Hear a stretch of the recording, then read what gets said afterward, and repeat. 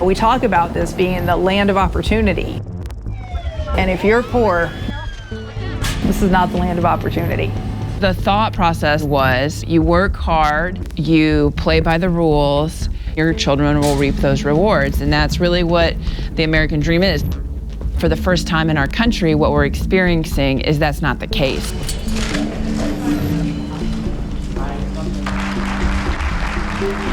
Opening the economy of China will create unprecedented opportunities for American farmers, workers, and companies.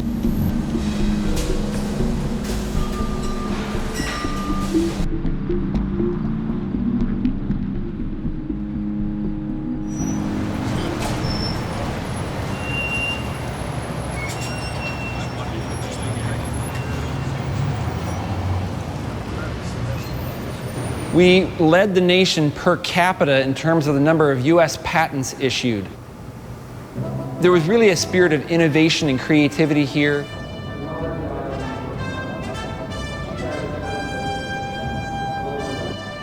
For much of the 20th century, Dayton, Ohio was the place to be if you were looking for a job and looking for a way to get ahead.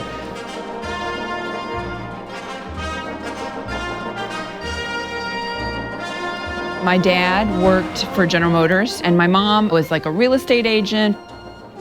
And they really brought home the idea that if you worked hard, that you'd be able to do well in this country. This kind of fell apart in around the early 2000s. This contract broke with the loss of manufacturing jobs that were slowly trickling in Dayton.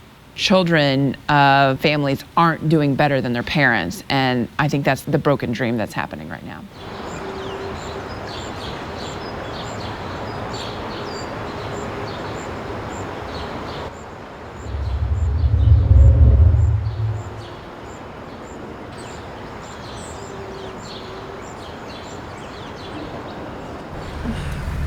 What happened to the factories?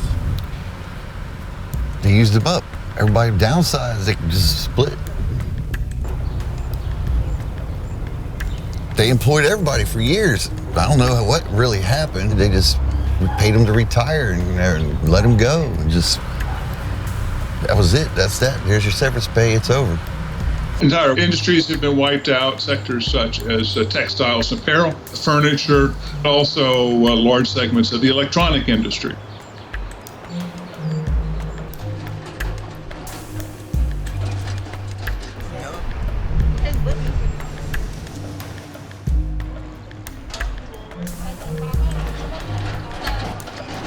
We were seeing a huge increase in families coming into us in around 2005, 2006. Of the 200 plus people that we're serving every day here, about 40% of our guests are homeless, and I mean street homeless. Some people have housing, but it's not the suburbs that you think of. It's housing where there may not be running water. There may not be a working refrigerator. There may or may not be a working stove. They say free trade, we say no way.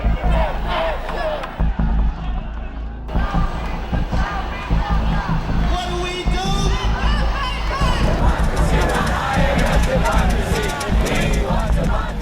Globalization is necessary and it is going to happen, but unlike other countries like Germany or other countries that protected their worker, the American government did not. There's a general perception in the American public that America is losing jobs to China.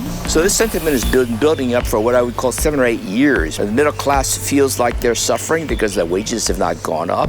So you basically have what I call this middle class revolt, an anti-globalization spirit, in the sense that trade, integrating with the global economy, symbolized by China, somehow has depressed the welfare of Americans. And China is basically the target. The Chinese population is so much larger than the US population. China has more advanced learners than we have learners. At one point, the Chinese government was trying to find jobs for approximately 20 million Chinese per year. Well, 20 million is about the population of the entire state of Ohio.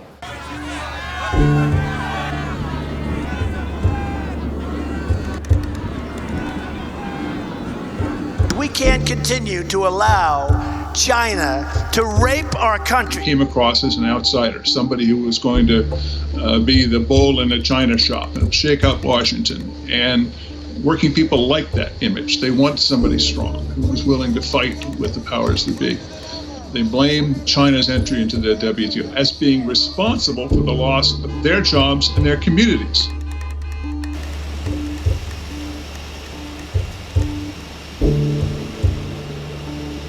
From the time when China joined the WTO in 2001 throughout to the end of last year, China has gained in total 13 trillion GDP increase. And the US over this period has gained 11 trillion. The total pie have grown essentially at a similar size. The problem really is how that pie is being distributed.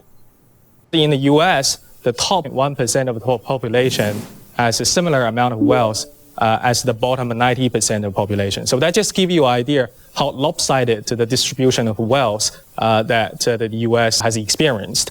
And so you can't really blame China for how the pie is being cut in the United States, right?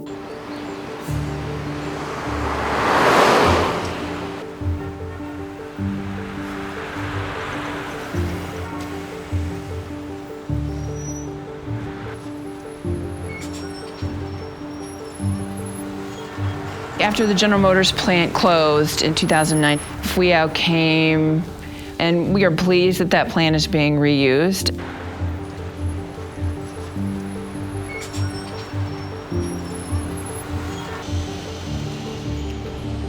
We've taken our blows, we've lost the jobs, we've had all the gloom and doom, but I think we've turned a corner in Dayton. We had this huge facility in the Dayton area that had been sitting empty. And to have the Chinese glass manufacturer come in and bring that factory building back to life is certainly a great thing for the community. Hey there, thanks for watching. I'm Pearl Force and I'm the producer of When Titans Clash. To watch more from this series, don't forget to hit the subscribe button below. See ya!